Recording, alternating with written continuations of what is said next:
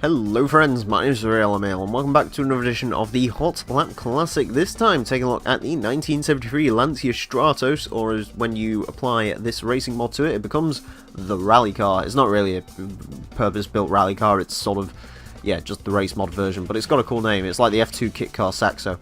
Anyways, yeah, of course, the race mod, pretty obvious what it's supposed to be. The Stratos could be very interesting here. Mid-engine rear-wheel drive, 873 kilos, 355 horsepower. That's a hell of a power-to-weight ratio. Yeah, not really sure how this one's going to go. It was requested by Fonda. Don't know if I mentioned that. Anyways, let's go and take a look at the Stratos. It's going to get 6 laps of the Motorsports Land track to the best time it possibly can. Current leader is Suzuki Escudo, place because of the start time 27.710.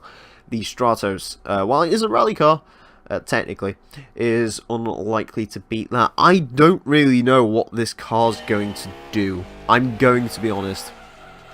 If it is lovely and nice to drive, it could be a serious player at the top of our board. If it's not, then I don't know what the hell it is actually. It drives weird. It doesn't drive like a normal car. It feels quick.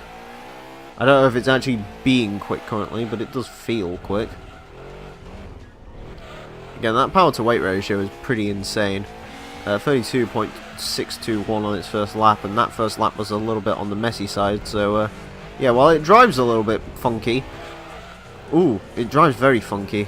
It's weird. I have literally no idea what the car's doing. I don't like it when cars do that. I've met a few cars like this in this game, where they sort of... They don't really have one particular driving style, they're just sort of... They're a little bit finicky by normality, so... Yeah, this one appears to be one of those, but... It's actually a pretty nice car to drive overall. Well, I say it's a nice car to drive. It seems to be a nice car to drive. I don't really know because I don't know what it's doing. It's... Oh. A rally car that doesn't like the grass. Okay. Right, that's something we have to prepare for. I will say when it's on race suspension it feels a little bit more sort of bouncy than it normally would. Again, I've sort of customized these cars a million times, so yeah, admittedly that was at 6 AM last night, but even still, it should, in theory, be okay. Holy fuck. Yeah, it's such a weird car. Just don't touch the steering over the grass. I think that's the best way to do it. Yeah, the weird bit is this can be an extremely quick car if I can sort of get it on point. And that's going to cut the corner too much. I knew I was taking risks on that one, and we spin again. I have literally no idea what this car is. It's so it's so weird. It's not right. It has...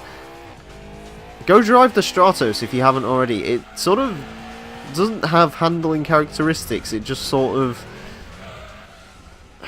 God fucking damn it. It changes from corner to corner. Like, in some corners, most of them in fact, you know, like this. Absolutely fine. Love it. And then all of a sudden it'll just spin out or do that. I don't like this. I've got to be really honest. I do not like this car in the way that it drives. It's not right. It's not correct. It is incorrect. It's not normal. Right, anyways, final do or die lap for the Stratos.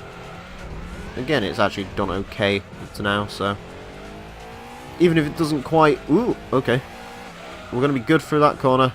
Thank you, Lancia gods. Right, okay. Nice and easy over the grass. That was one hell of a corner cut. That was more than I usually do, but I'm sort of anxious to keep this car on track. There we go.